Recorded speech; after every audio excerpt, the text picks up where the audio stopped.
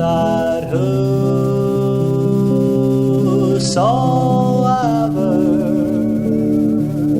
believeth in him should not perish, but have everlasting life. In this episode, we are going to look at the first 7 occurrences of words relating to prophecy or prophets in the Old Testament. Let's first turn to Exodus 6 and verse 28.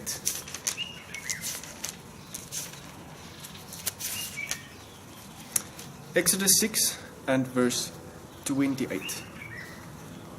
And it came to pass on the day when the Lord spake unto Moses in the land of Egypt, that the Lord spake unto Moses, saying, I am the Lord, speak thou unto Pharaoh, king of Egypt, all that I say unto thee. And Moses said before the Lord, Behold, I am of uncircumcised lips, and how shall Pharaoh hearken unto me? And the Lord said unto Moses, See, I have made thee a god to Pharaoh, and Aaron thy brother shall be thy prophet. Thou shalt speak all that I command thee, and Aaron thy brother shall speak unto Pharaoh, that he send the children of Israel out of this land. And I will harden Pharaoh's heart, and multiply my signs and my wonders in the land of Egypt, but Pharaoh shall not hearken unto you, that I may lay my hand upon Egypt, and bring forth mine armies and my people, the children of Israel, out of the land of Egypt by great judgments. Here we get a wonderful definition of what a prophet is. A prophet is a person that receives words and gives it to mankind. In the same way that Aaron received the words of Moses and gave it to Pharaoh, the same way a prophet receives the words of God and gives it to mankind. Let's go to Exodus 15 and verse 1.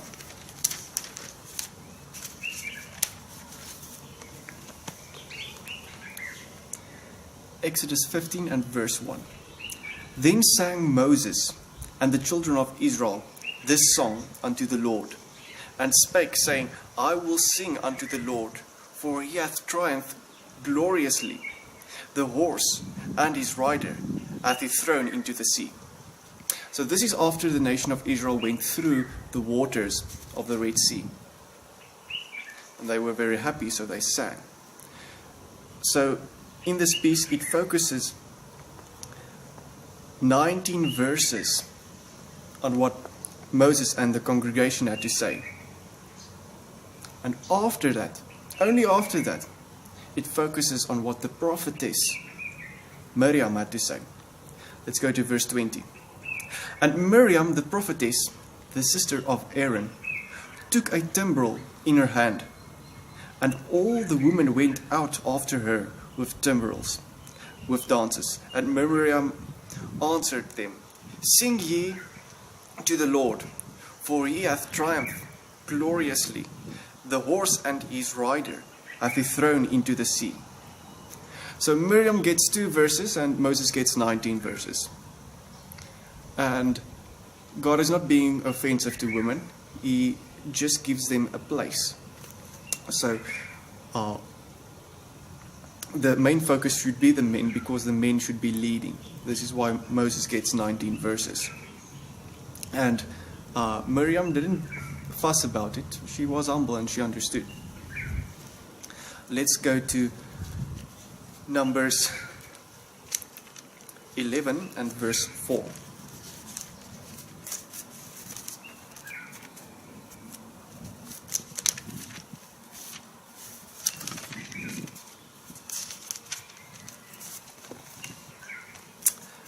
Numbers 11 and verse 4. And the mixed multitude that was among them fell a lusting. And the children of Israel also wept again, and said, Who shall give us flesh to eat? We remember the fish which we did eat in Egypt freely, the cucumbers and the melons, and the leeks and the onions and the garlic. But now our soul is dried away. There is nothing at all beside this manna before our eyes. And the manna was as coriander seed, and the color thereof as the color of bdellium. And the people went about and gathered it, and ground it in mills, or beat it in a mortar, and baked it in pans, and made cakes of it. And the taste of it was as the taste of fresh oil. And when the dew fell upon the camp in the night, the manna fell upon it. So earlier in the book, manna was a wondrous thing and it tasted like honey, but now it didn't taste like honey anymore. See, the manna symbolizes bread. First, the bread that came, Jesus Christ. He was our bread so that we may eat and be filled forever. And then also the bread which is the Word of God. And what happened is people started working with the manna and did so many things to the manna that people later didn't realize how wonderful the manna was. And this happens with the Word of God sometimes. People add so many things into the Word when preaching that later nobody knows when he's actually coming to the Word itself, and it becomes boring and not spiritually edifying. This is why the Bible feeds a Christian. The Bible is precious to a Christian and is what a Christian desires because it makes him excited. And this is why you see a newborn Christian, how he loves the Bible at first. In the same way, when the Jews first received the manna, they loved the manna. And when the dew fell upon the camp in the night, the manna fell upon it. Then Moses heard the people weep throughout their families, every man in the door of his tent. And the anger of the Lord was kindled greatly. Moses also was displeased. And Moses said unto the Lord, Wherefore hast thou afflicted thy servant? And wherefore have I not found favor in thy sight, that thou layest the burden of all this people upon me? Have I conceived all this people? Have I begotten them, that thou shouldest say unto me, Carry them in thy bosom, as a nursing father beareth the suckling child, unto the land which thou swearest unto their fathers? When should I have flesh to give unto all this people? For they weep unto me, saying, Give us flesh, that we may eat. See, the burden became too heavy for Moses to bear. He was the one that God gave the guidance to show the Israel where to go. He was the one through which God spoke prophetically so that the nation of Israel could have the word of God. But it became too much for Moses. Let's read from verse 14. I am not able to bear all this people alone, because it is too heavy for me. And if thou deal thus with me, kill me, I pray thee, out of hand, if I have found favor in thy sight, and let me not see my wretchedness. And the Lord said unto Moses, Gather unto me 70 men of the elders of Israel, whom thou knowest to be the elders of the people, and officers over them, and bring them unto the tabernacle of the congregation, that they may stand there with thee. And I will come down and talk with thee there, and I will take of the Spirit which is upon thee, and will put it upon them. And they shall bear the burden of the people with thee, that thou shalt bear it not thyself alone. What came with the Spirit was a sense of responsibility. As Christians, we have an opportunity to share the gospel with other people. We have the Spirit to guide us. Let's see that as something that gives us a responsibility to share this gospel. Verse 18. And say unto the people, sanctify yourselves against tomorrow, and ye shall eat flesh. For ye have wept in the ears of the Lord, saying, who shall give us flesh to eat? For it was well with us in Egypt. Therefore the Lord will give you flesh, and ye shall eat. Ye shall not eat 1 day, nor 2 days, nor 5 days, neither 10 days, nor 20 days, but even a whole month, until it come out of your nostrils, and it be loathsome unto you, because that ye have despised the Lord which is among you, and have wept before him, saying, why came we forth out of Egypt? And Moses said, the people among whom I am are 600,000 footmen, and thou hast said, I will give them flesh, that they may eat a whole month. Shall the flocks of the herds be slain for them to suffice them? Or shall all fish of the sea be gathered together for them to suffice them? And this is exactly why the Jews need a sign. Because they are the nation that receives signs. And they are the nation that asks questions like this. Is God really going to pitch? Is he really going to do it? So God shows signs to have his nation of Israel peaceful. To convince them this is how we're going to work with them. To show them where they are on the prophetic timeline. Verse 23. And the Lord said unto Moses, is the Lord's hand waxed short? Thou shalt see now whether my word shall come to pass unto thee or not. And Moses went out and told the people the words of the Lord, and gathered the 70 men of the elders of the people, and set them round about the tabernacle. And the Lord came down in a cloud, and spake unto him, and took of the Spirit that was upon him, and gave it unto the 70 elders. And it came to pass that when the Spirit rested upon them, they prophesied, and did not cease. But there remained 2 of the men in the camp. The name of the one was Eliad, and the name of the other was Meedat. And the Spirit rested upon them, and they were of them that were written, but went not out unto the tabernacle, and they prophesied in the camp. So this was exactly the same thing that happened in Acts. When the people received the Spirit, they started prophesying.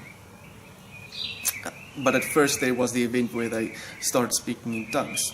But there's another event in Acts where they start prophesying. And there ran a young man and told Moses and said, Eldad and Meedat prophesy in the camp. And Joshua the son of Nun, the servant of Moses, one of his young men, answered and said, My Lord Moses, forbid them. And Moses said unto him, Enviest thou for my sake? Would God that the Lord's people were prophets, and that the Lord would put his Spirit upon them. Because Moses couldn't bear the people anymore. Because he was the only one leading them. If everybody had the words of God, then they would be able to lead themselves. This is why God gave us the Bible, so that we can know which way to go in life, so that we can have the guidance. If there only was a few people in the world that could reveal God's will to us today, then we wouldn't all know which way to go. But now the Bible is available to Christians all over the world.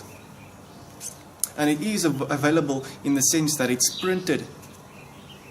If you want to consider the case where a person might not be able to get to a Bible.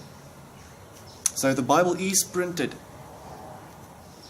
And if another Christian doesn't have the Bible, we as Christians have the opportunity to bring a Bible to that person, so that he can own a Bible for himself and start studying it. Because it's very precious to a Christian. It's a wonderful thing if a Christian can have a Bible and learn from it.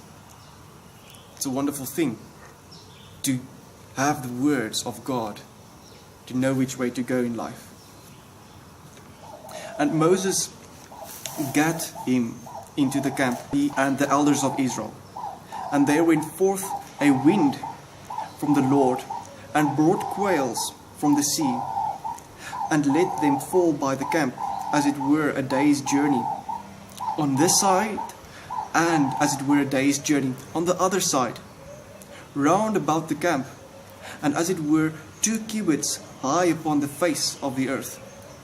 And the people stood up all that day, and all that night, and all the next day, and they gathered the quails. He that gathered least gathered 10 homers, and they spread them all abroad for themselves round about the camp. And while the flesh was yet between their teeth, ere it was chewed, the wrath of the Lord was kindled against the people, and the Lord smote the people with a very great plague. And he called the name of the place Kibroth Hattaavah, because there they buried the people that lusted. And the people journeyed from Kibroth unto Hazeron, and abode at Hazeroth. So this is how God addressed the people, because they lusted after the earthly things. And the heavenly bread wasn't enough for them anymore. Also consider the reality that the Bible doesn't continue speaking about how this Eldad and Medad was prophesying. The Bible doesn't say they continued in prophecy. If the signs never ceased with the Pentecostal signs in the New Testament, wasn't these signs also to continue forever?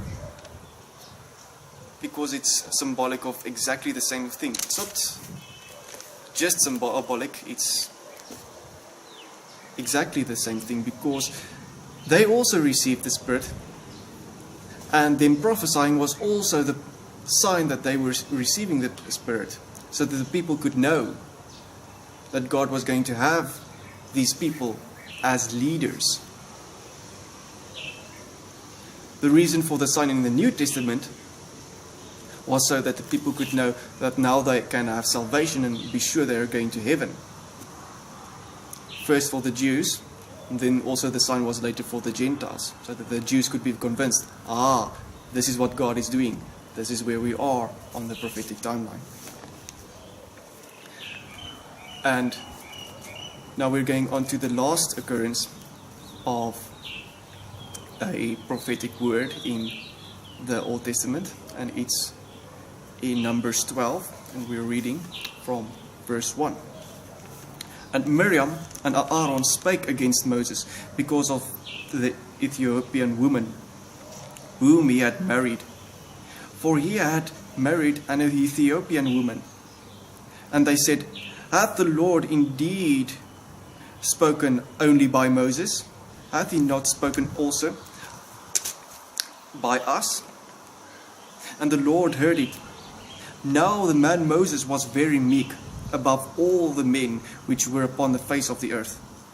And the Lord spoke suddenly unto Moses, and unto Aaron, and unto Miriam, Come out, ye 3, unto the tabernacle of the congregation. And they three came out, and the Lord came down in a pillar of the cloud, and stood in the door of the tabernacle, and called Aaron and Miriam, and they came forth. And they both came forth, and he said, Hear now my words, if there be a prophet among you, I the Lord will make myself known unto him in a vision, and will speak unto him in a dream. This is a question that we should ask for the people that call themselves prophets today. Have God come to them in a vision? Have God come to them in a dream and revealed himself in this specific way? That's something to think about. My servant Moses is not so, who is faithful in all mine house. With him will I speak mouth to mouth, even apparently, and not in dark speeches.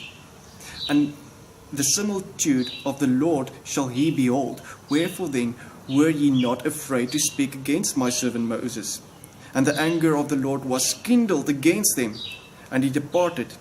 And the cloud departed from of the tabernacle, and behold, Miriam became leprous, white as snow. And Aaron looked upon Miriam, and behold, she was leprous. And Aaron said unto Moses, Alas, my Lord, I beseech thee, lay not the sin upon us, wherein we have done foolishly, and wherein we have sinned. Let her not be as one dead, of whom the flesh is half consumed, when he cometh out of his mother's womb. And Moses cried unto the Lord, saying, Heal her now, O God, I beseech thee. And the Lord said unto Moses, If her father had but spit in her face, should she not be ashamed for 7 days? Let her be shut out from the camp 7 days, and after that let her be received in again. And Miriam was shut out from the camp 7 days, and the people journeyed not till Miriam was brought in again. Afterward the people removed from Hazeroth and pitched in the wilderness of Paran. What exactly happened here? You see in the beginning of this chapter, chapter 12, Aaron and Miriam understands that they have this gift of being prophets. They can prophesy. And they take it upon themselves and say, but we can also be leaders for this nation, because we can also prophesy. But God said no. There is something different with Moses, because with Moses, I speak directly.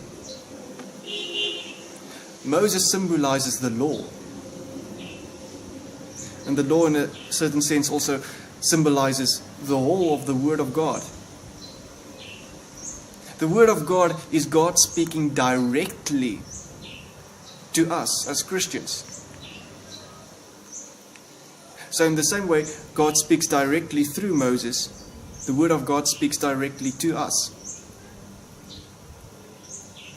And what happens is people think their prophecy gives them the authority